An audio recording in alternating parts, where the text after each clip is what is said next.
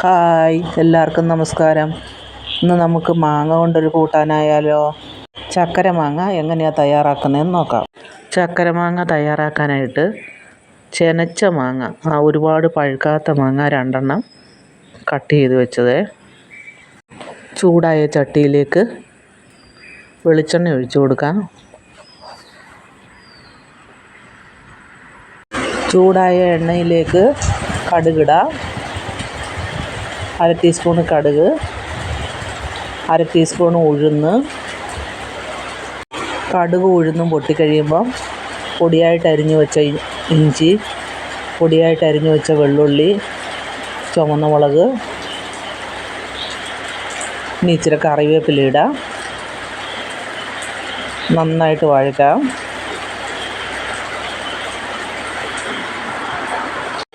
വറവിട്ടതൊക്കെ നന്നായിട്ട് മൂത്തിട്ടുണ്ട്.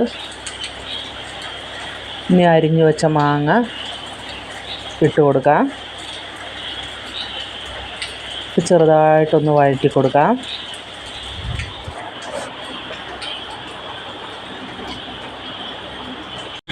ഒരു ടീസ്പൂണ് കാശ്മീരി മുളക് പൊടി,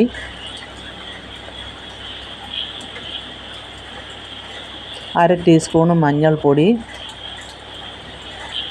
1/2 ടീസ്പൂൺ ഉപ്പുപൊടി ഇട്ട് കൊടുക്കാം. ഇനി 1 ഗ്ലാസ് വെള്ളം ഒഴിച്ചു കൊടുക്കാം. എന്നിട്ട് നമ്മളൊന്ന് മിക്സ് ചെയ്യാം. ഇനി ഒരു 2 കഷ്ണം ശർക്കരയും കൂടെ മധുരത്തിന് വെച്ച് കൊടുക്കാം. ചക്കര മാങ്ങ തയ്യാറായിട്ടുണ്ട്.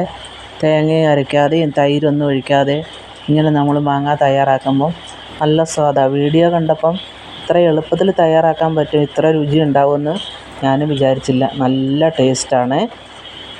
ഈ ഒരു ചക്കര മാങ്ങ നമുക്ക് ചോറിന് മാത്രമല്ല വെറുതെ വേണമെങ്കിലും കഴിക്കാം. കുട്ടികൾക്ക് നല്ല ഇഷ്ടമാകും, എല്ലാവർക്കും ഇഷ്ടമാകും. അപ്പം നിങ്ങളും ഇങ്ങനെ ഒന്ന് തയ്യാറാക്കി നോക്കണം.